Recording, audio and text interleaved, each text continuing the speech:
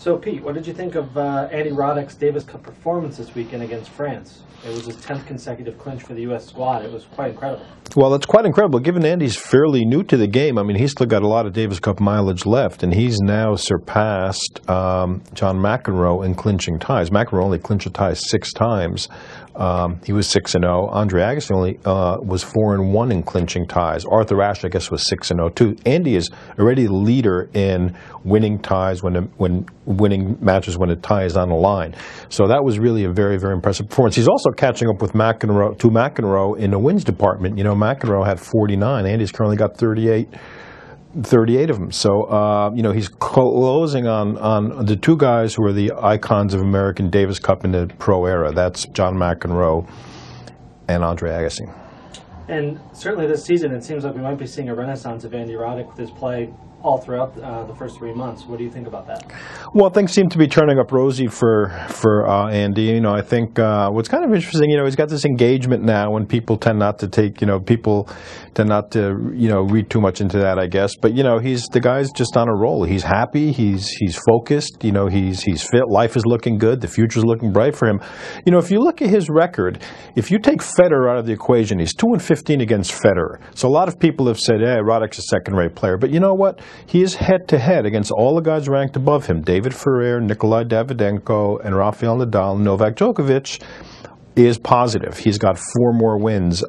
He's 4 wins up in that count. 3 wins up in that count. So, you know, Andy's right there. And, you know, Federer's been running into some problems lately, and we don't know how he's going to perform, you know, come the clay court and grass court seasons. But, you know, it's not too much to think that, you know, maybe Roddick's going to see an opening here. And if Federer drops his level a little bit, Andy could be right back in the hunt in big Grand Slam titles again. Absolutely. Maria Sharapova, she skipped Miami a couple weeks ago with an injury, but she returned last weekend to Amelia Island, won the title on clay, not her best surface. How do you think about her form and her going into the clay court season?